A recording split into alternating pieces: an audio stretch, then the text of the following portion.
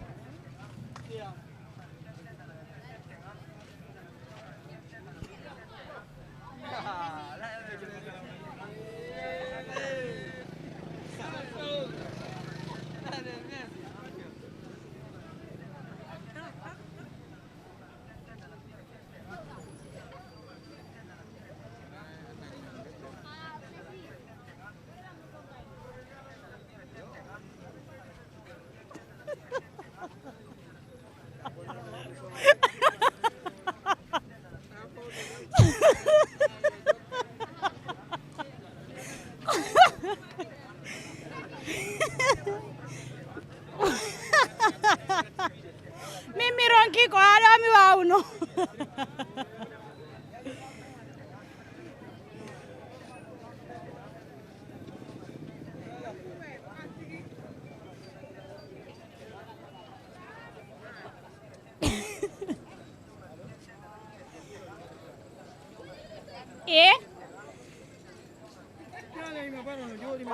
Wana baro no jodi do welti.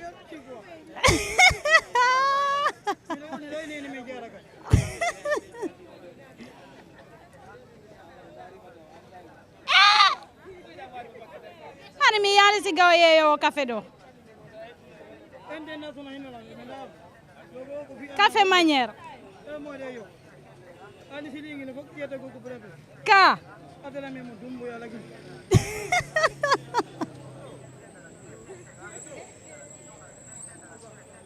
Joma cafe de wo ko dumbu ya lamade.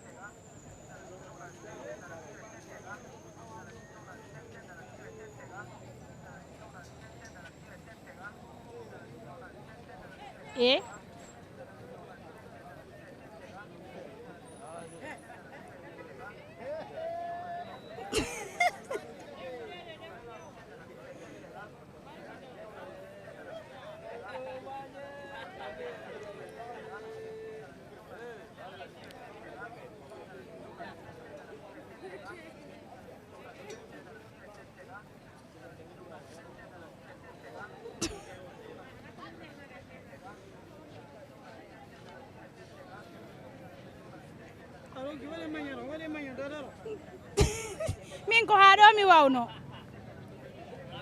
min joni ko dara gol dara luttanimmi ɗo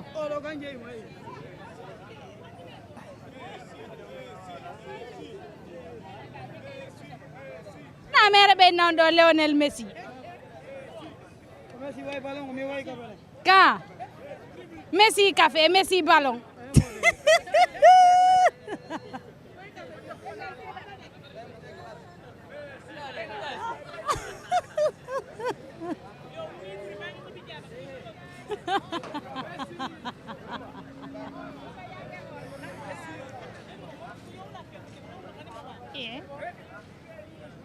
mi wayruno Messi ko goto jaka Messi ko ɗiɗo woodi jaka Messi café kadi no woodi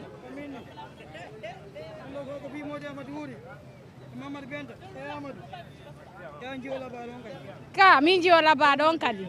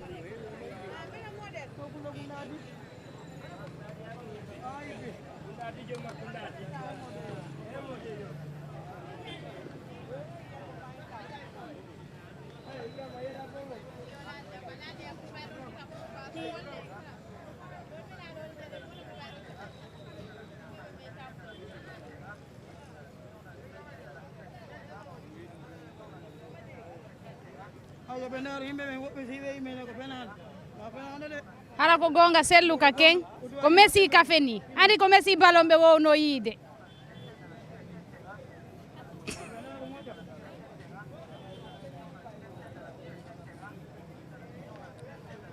hilo kama kujinda jabo jige Januari jige jao jige yaya jige bela bedeli ka bola hilo beta ma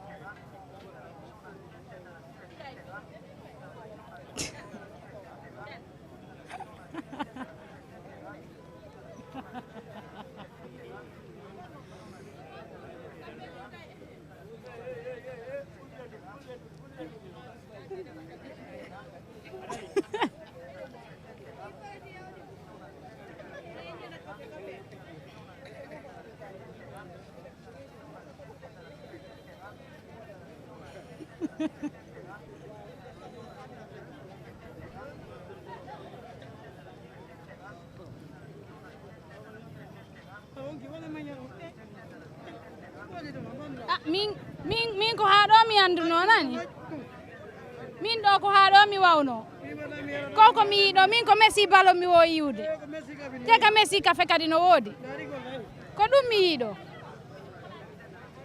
he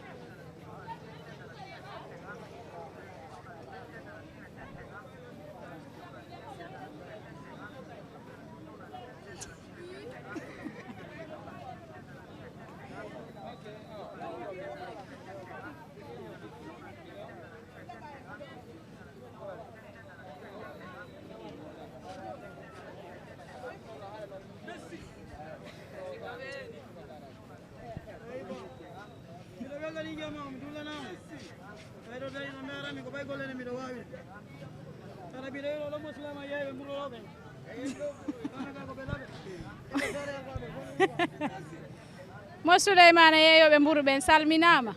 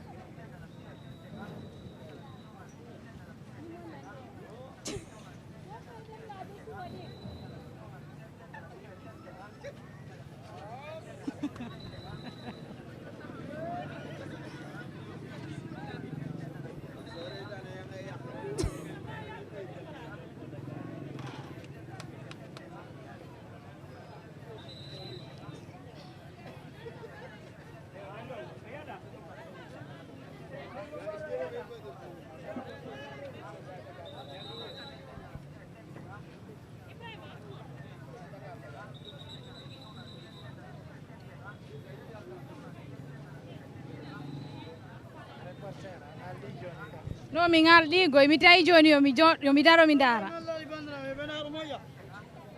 ɓay ko Messi ballon mi wowno yiide mi yiiɗo kadi Messi kafe ɗum ɗo ngalɗinayla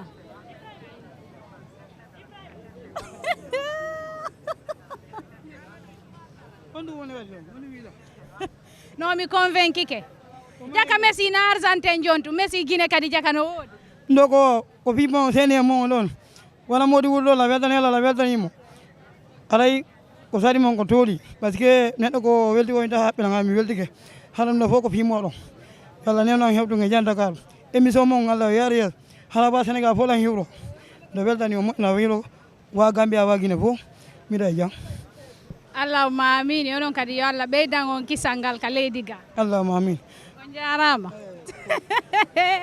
mi wi Jama TV ko no stress hande kadi o yi goɗɗum go jokkel an tungo ngiyay ko meeɗano yiwde ha hande jokkel Allah naaligoy taw